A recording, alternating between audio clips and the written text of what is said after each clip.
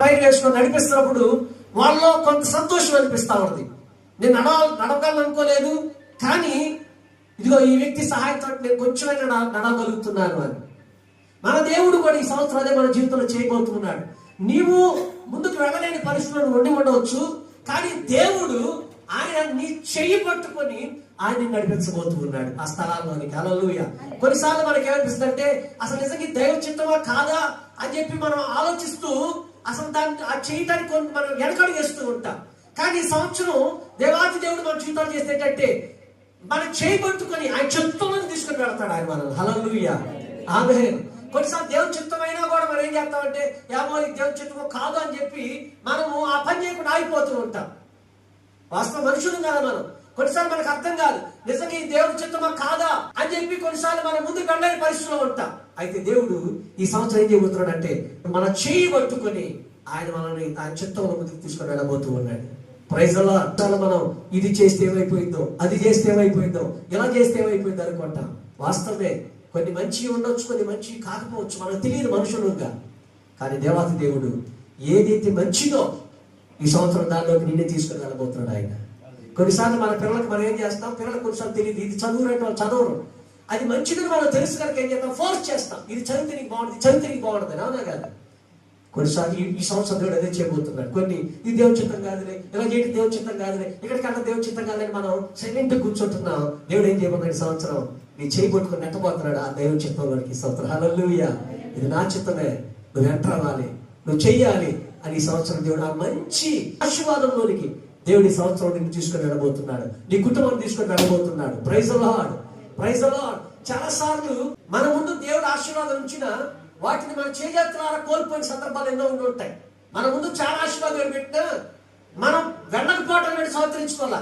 కానీ ఈ సంవత్సరం దేవుడు ఏం చేయబోతున్నాడు అంటే ఆయనే మనం తీసుకొని వెళ్ళబోతున్నాడు వాటిలోనికి. ఆయన మనతో ఉండడం కాదు, ఆయన మనం చేయబట్టుకొని ఆ దేవుని చిత్తములోనికి, ఆ మంచి ఉద్యోగమో, లేకుంటే ఆ మంచి స్నేహితుల దగ్గరికో, లేకుంటే ఆ మంచి స్టడీస్ లోనుకో, లేకుంటే ఆ మంచి స్థలములోనుకో దేవుడే ఆయన తీసుకుని వెళ్ళబోతున్నాడు బలవంతంగా. హల్లెలూయా. అప్పుడేమర్థం అయిపోయిందంటే అక్కడికి వెళ్ళిన తర్వాత ఓహో ఇది నిజంగా దేవుని చిత్తం అని అర్థమైంది. అసలు నాకు ఇష్టమైన శ్రీకాకుళం పరిచయకి రావటం, కానీ ఇక్కడికి వచ్చిన తర్వాత నాకు అర్థమైంది నిజంగా ఇది దేవుని చిత్తం అని. చాలాసార్లు మనకు తెలియదు దేవుని చిత్తం ఏంటో.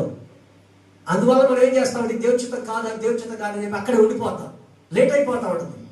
కానీ దేవుడు ఏం చేస్తాడంటే నా చిత్తం నువ్వు ఇదే నా చిత్తం అని చెప్పి లోన తీసుకుని వెళ్ళి ఆ పనిలోనికి, లేకుంటే ఆ ఉద్యోగంలోనికి, లేకుంటే ఆ యొక్క కుటుంబంలోనికి, లేకుంటే ఆ స్థితిలో నేను తీసుకుని వెళ్ళి అప్పుడు కొన్ని రోజుల తర్వాత నీకు అర్థమైంది ఓ నిజంగా దేవుని చిత్తమే. ఒకవేళ నేను కానీ ఇప్పుడు ఇక్కడ రాకపోతే ఏమైపోయేవాడు నేను. మేము ఇప్పుడు శ్రీకాకుళం పరిచయకి ఇక్కడ మీరు రాకపోయినట్లయితే ఈ రోజున మీరు అందరూ మాకు పరిచయం అయ్యేవాడు. కానీ కాదు, దేవుని చిత్తం. దేవుడు ఏం చేయబోతున్నాడు, ఆయన నిన్ను నడిపించబోతూ ఉన్నాడు. హల్లెలూయా. ఆదికాండం 6వ అధ్యాయం 5. నరుల చెడుతనం భూమి మీద గొప్పదని, వారి హృదయం యొక్క తలంపులని ఊహంతో ఎల్లప్పుడు కాల్చాడదని యెహోవా చూచి తన భూమి నరులు చేసినందుకు యెహోవా సంతాపం నుండి తన హృదయంలో ఏమైపోయిందండి, నోవహు దినాల్లో భూమి మీద వారందరూ కూడా పాడైపోయారు, రాజులు పాడైపోయింది, వారి తలంపులు పాడైపోయింది. అది దేవుడు ఏం చేశాడంటే నోవహు కుటుంబాన్ని ఏం చేశాడు తెలుసా? 7వ అధ్యాయం 16 రాయబడుతున్న మాట ఏంటంటే ప్రవేశించినవన్నీ దేవుడు అతనికి ఆజ్ఞాపించిన ప్రకారము సమస్త శరీరులలో మగదియు ఆడది ప్రవేశించినప్పుడు యెహోవా ఓడలో అతని మోసివేసింది. కారణం ఏంటి తెలుసా? ప్రళయం రాబోతా ఉంది, నాశనం రాబోతూ ఉంది, అపాయం రాబోతూ ఉంది. దేవుడు ఏం చేశాడంటే నోవహును తన కుటుంబాన్ని ఓడలోకి తీసుకుని వెళ్ళి అక్కడ చక్రం మాట తెలుసా, అతని యెహోవా ఓడలో అతను మూసేసాడంట. కారణం తెలుసా? ఓడలో ఉంటే నోవహు కుటుంబానికి సేఫ్, కానీ తనతో పాటు బంధువులు ఉన్నారు, స్నేహితులు ఉన్నారు, అక్కడ చాలా మంది ఉన్నారు. కానీ నోవహు ఏం చేశాడంటే దేవుడు మాట విని ఓడలోనికి వెళ్ళాడు. ఓడ తలుపును ఆయనే వేసి నోవహు కుటుంబాన్ని భద్రపరిచేశాడు దేవుడు. హల్లెలూయా. ఓడలో ఉంటే నోవహు కుటుంబానికి ఏ విధంగా భద్రతో, అదేవిధంగా దేవుడు ఈ 2026 సంవత్సరంలో లోకంలో ఎటువంటి పరిస్థితులు రానివ్వండి, అన్యాయం అక్రమాలు మోసాలు జరుగుతూ ఉండనివ్వండి, నో ప్రాబ్లం. కానీ దేవుడు నిన్ను చేయి పట్టుకొని సేఫెస్ట్ ప్లేస్లలో ఉంచుతాడు ఈ సంవత్సరం. హల్లెలూయా. నీకు అపాయం అనేది రాకుండా నీకు కీడు అనేది రాకుండా, నీకు ఎటువంటి నాశనం అనేది రాకుండా ఆయన మాత్రం నిన్ను సేఫెస్ట్ ప్లేస్ లో ఆయన మూసేస్తాడు. చుట్టుపక్కల ద్వారాలన్నింటిని ఎవరిని తాకుండా. హల్లెలూయా. నోవహు కుటుంబాన్ని కూడా అదే ఆయన మూసేశాడు, వాడలో పెట్టేసి. ఎందుకు తెలుసా? ఒకవేళ ఆయన బయటికి వెళ్తే ఆయన చచ్చిపోతాడేమో తెలియదుగా, అంతే కదా. బయట లోనకి రావడం తర్వాత సంగతి. ఒకవేళ ఈయన బయటికి వెళ్ళిపోతే చచ్చిపోతాడు కదా. దేవుడు ఏం చేశాడండి? ఓడలో మూసేశాడు. క్షేమంగా ఉన్నవారు నోవహు. హల్లెలూయా. అదేవిధంగా 2026 సంవత్సరంలో కూడా మనకు తెలుసు పరిస్థితులన్నీ ఆందోళనకరంగా ఉన్నాయి. ఎప్పుడు ఏం జరిగింది అర్థం కాని పరిస్థితులు, ఎటువంటి పరిస్థితులు వస్తాయో తెలియదు. కానీ గుర్తుపెట్టుకోండి, మీ ఉద్యోగాల్లో కూడా మీకు ఎటువంటి ఇబ్బంది రాకుండా దేవుడు మిమ్మల్ని దాచిపెట్టేస్తాడు. ఆమేన్. ఎక్కడెక్కడ ఏం జరగని నో ప్రాబ్లం. కానీ మీకు ఏం జరగకుండా, మనకి ఏం జరగకుండా దేవుడు ఏం చేయబోతున్నాడు? ఆయన మూసివేయబోతూ ఉన్నాడు. ఆయన తన చెయ్యి పట్టి సేఫెస్ట్ ప్లేస్ లోనికి మనం తీసుకుని వెళ్ళి అక్కడ మనకి భద్రత ఇవ్వబోతున్నాడు. హల్లెలూయా. మీకు భద్రత ఇవ్వబోతున్నాడు, మీ బిడ్డలు భద్రత ఇవ్వబోతున్నాడు, క్షేమం ఇవ్వబోతూ ఉన్నాడు. అది భయపడాల్సిన అవసరం లేదు. ఎందుకంటే దేవుడు మన చెయ్యి పట్టి నడిపించబోతున్నాడు ఈ సంవత్సరం అంతా. మన పక్కన చెప్పడం లేదు, ఆయన మన చెయ్యి పట్టుకుని నడిపించబోతున్నాడు. ఆయన మనం నడిపించేవాడు, ఆయన మనం విడిచిపెట్టడం అనే విషయాన్ని మనం జ్ఞాపకం చేసుకోవాలి. నా తండ్రి నీవని పాటలు మనం చూస్తున్నాం. కుడి పక్కన ఎడ పక్కన ఎంతోమంది చెప్పి నాకేం కాలేదన్నాడు ఆయన. నిజమే కదా. 91 కీర్తన రాయబడుతున్న మాట. అదే ఈ సంవత్సరం మన జీవితం జరగబోతుంది. వల్ల నీ చుట్టుపక్కల ఏం జరిగినా కానీ నీకేం జరగకుండా, ఆ అపాయం కానీ, ఆ ప్రమాదం కానీ, ఆ యొక్క సమస్య కానీ నీ యొద్దకు రాకుండా, నువ్వు దాని దగ్గరికి వెళ్ళకుండా దేవుడే నీ చుట్టూ ఒక కంచెను వేస్తూ ఉన్నాడు. Praise the Lord. ఆయన కంచె వేసి ఆ కంచెలోనికి నేను తీసుకొని నిలబెడతాడు. అక్కడ నీ కుటుంబం తీసుకుని నిలబెడతాడు అక్కడ. ఆమేన్. ఇది మొదటి దినాన్న. రెండవది మనం జ్ఞాపకం చేసుకున్నట్లయితే నిర్గమకాండం 34-35 మోషే ముఖ క్షణం ప్రకాశిస్తూ వచ్చింది. ఎక్కడికి వెళ్ళినప్పుడు? దేవుని సన్నిధిలోనికి. అక్కడ ఉంది 34. మోషే యెహోవాతో మాట్లాడుతూ ఆయన సన్నిధిని ప్రవేశించినది మొదలుకొని అనేటువంటి మాట మనం చూస్తాం. అంటే మోషే దేవుడితో మాట్లాడటానికి వెళ్ళిన సందర్భాన్ని ఇక్కడ జ్ఞాపకం చేస్తూ ఉన్నాడు. హల్లెలూయా. ఈ సంవత్సరం దేవుడు ఇంతకు మునుపు ఎన్నడూ కూడా నువ్వు దేవుడి సన్నిధికి వెళ్ళి ప్రార్థన చేయనటువంటి వ్యక్తిగా ఉన్నటువంటి నిన్ను ఈ సంవత్సరం ఎక్కువగా దేవుడితో గడిపేటట్టు చేయబోతున్నాడు ఆయన. హల్లెలూయా. ఆయనే నిన్ను దేవుడి సన్నిధి తీసుకొచ్చే పరిస్థితులు దేవుడు తీసుకురాబోతుంది సంవత్సరం నీకు. ఆమేన్. ఏమైతే తెలుసా? దేవుడి సన్నిధికి వచ్చినప్పుడు మోషే ముఖము ప్రకాశిస్తున్నట్లుగా నీ జీవితంలో కూడా ఒక గొప్ప మార్పు దేవుడు తీసుకురాబోతున్నాడు. నీ కుటుంబంలో గొప్ప మార్పు తీసుకురాబోతున్నాడు. నీ అంతటా నువ్వే దేవుడిని నీ చేయి పట్టుకొని దేవుని మందిరానికి, దేవుని సన్నిధికి పట్టుకొని తీసుకొచ్చే పరిస్థితుల్ని ఈ సంవత్సరం దేవుడు మన జీవితంలో తీసుకురాబోతున్నాడు. హల్లెలూయా. ఇదిగో నేను ప్రార్థనకు రాలేని పరిస్థితిలో ఉన్నాను, ఇదిగో నేను మందిరానికి రాలేని పరిస్థితిలో ఉన్నాను, ఇదిగో నేను ప్రార్థన చేయలేని పరిస్థితిలో ఉన్నాను అని ఎన్నోసార్లు మనం బాధపడుతున్న సందర్భాలు ఉన్నాయి. ఎన్నో సందర్భాల్లో ఇబ్బంది పడుతున్న సందర్భాలు ఉన్నాయి. కానీ ఈ సంవత్సరం దేవుని కృపణ ఏంటంటే ఆయన అన్నాడు, ఆయన మన చేయి పట్టుకొని దేవునితో గడపడానికి తీసుకురాబోతున్నాడు ఆయన మనల్ని. హల్లెలూయా. దేవుని సన్నిధికి తీసుకురాబోతున్నాడు. హల్లెలూయా. ఆయన ఎక్కువ సమయం గడపడానికి, ఆయనతో ఎక్కువ సమయం నువ్వు హెచ్చించడానికి, ఆయనతో మాట్లాడటానికి, ఆయనతో సహవాసం చేయడానికి దేవుడు నిన్ను ఈ సంవత్సరం నీ చేయి పట్టుకొని దేవుని సన్నిధిలో తీసుకురాబోతున్నాడు.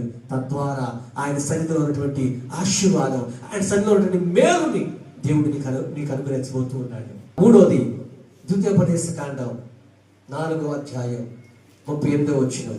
నీకంటే బలమైన గొప్ప జనమును నీ ముందర నుండి వెళ్ళగొట్టి నిన్ను ప్రవేశపెట్టి ఆయన నేడు చేయించున్నట్లు వారి దేశమును నీకు స్వాస్థ్యం ఇచ్చుటకై నీకు తోడుగా నుండి ఐగుప్తును తన మహాబలం చేత నేను వెలుగు రప్పించాననే మాట ఉంది. ఇక్కడ మూడో విషయం తెలుసా?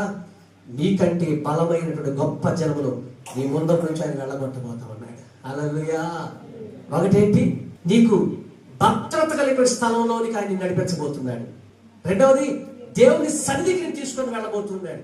మూడోది, నీ ఎదుటి నుండి నీకంటే బలమైనటువంటి వారిని ఆయన తరవేయబోతున్నాడు.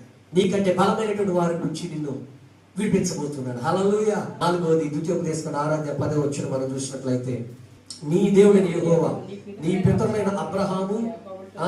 ప్రమాణమును బట్టి ఎస్ నిన్ను ఆ దేశంలో ప్రవేశపెట్టి ప్రవేశపెట్టి కట్టని గొప్ప నీవు కట్టని గొప్పవగు మంచి పురములను నీవు నింపని మంచి నీవు నింపని మంచి ద్రవ్యముల చేత నింపబడిన ఇళ్లను నీవు త్రవ్వకపోయినను త్రవ్వబడిన బావులను నీవు నాటిన ద్రాక్ష తోటలను ఒలివ తోటలను నీకిచ్చును. హల్లెలూయా హల్లెలూయా. నాలుగోది ఫైనల్ గా ఏంటంటే ఈ సంవత్సరం దేవుడు చేయబోయే కార్యం ఏంటంటే నీవు కట్టని గొప్పవగు మంచి పొలములను నీవు నింపని మంచి ద్రవ్యములను త్రవ్వకపోయినను త్రవ్వబడే బావులను నాటకపోయిన ద్రాక్ష తోటల్ని ఒలివ తోటల్ని ఆయనకి పోతున్నాడు. అంటే నీవు కష్టపడకపోయినా దేవుడు నీకు అవసరమైన వాటిని దేవుడే పోతున్నాడు. హల్లెలూయా. ఇజ్రాయెల్ జీవితం అదే చేశాడు. వారు కట్టుకోలేదు గృహాల్ని, కానీ కట్టబడినటువంటి వాటిని ఇచ్చాడు. ఆమె వారు తోటలు నాటలేదు, మొక్కలు నాటలేదు, కానీ నాటబడేటువంటి తోటల నుంచి ఫలాలు ఇచ్చాడు. హల్లెలూయా. వాళ్ళు నింపుకోలేదు వాళ్ళ దగ్గర ఉన్నటువంటి పాత్రలతోటి, కానీ నింపడేటువంటి వాటిని ఇచ్చాడు. వాళ్ళు బావులు తవ్వలేదు, త్రోబడి బావులు దేవుడు చేశాడు. అదే విధంగా దేవుడు ఈ సంవత్సరంలో నీ చేయి పట్టుకొని ఆయన ఎక్కడ తీసుకొని నడబోతున్నాడంటే ఈ సంవత్సరంలో ఒక గొప్ప ఆశీర్వాదం ఏంటంటే నీకు అవసరమైనదే, కానీ నువ్వు కష్టపడకుండా దేవుడు నీకు ఇవ్వబోతున్నాడు. దాన్ని నీకు ఏది అవసరమో దానిని దేవుడు ఈ సంవత్సరంలో నీకు ఇవ్వబోతున్నాడు. అది ఏదైనా కావచ్చు, ఉద్యోగం కావచ్చు, చదువులో కావచ్చు, బిడ్డలు కావచ్చు, అది ఏదైనా నీవు కష్టపడకుండా దేవుడు దాన్ని నీకు ఇవ్వబోతున్నాడు. ఎంతమంది అనుకుంటున్నారు? నమ్మిన గట్టిగా చెప్పండి. ఈ సంవత్సరం మన వాగ్దానం ఏంటి? దేవుడు మంచి దేశంలో నన్ను ప్రవేశపెడతాడు. ఆమె. సో దానికి మనం ఈరోజు టైటిల్ ఏంటి? యేసయ్య మనం నడిపించేవాడు. ఎక్కడ నడిపిస్తాడు? అమ్మా ఒకటి ఓడ జ్ఞాపకం చేసుకోండి. క్షేమకరమైన స్థలంలో నడిపిస్తాడు ఆయన నిన్ను. రైట్? అక్కడ నీకే కీడు ఉండదు. 2, దేవుని సన్నిధిని నడిపిస్తాడు. 3, నీ ఎదుటి నుంచి బలమైనటువంటి జనాన్ని దూరం చేసేస్తాడు. 4, ఫైనల్ గా నువ్వు కష్టపడినటువంటి ప్రతిఫలానికి ఇస్తాడు. ఆమె. నువ్వు కష్టపడలా, కానీ వాటి దేవుడికి ఇవ్వబోతావు. అట్టి కృప దేవుడు మనందరికీ అనుగ్రహించును గాక.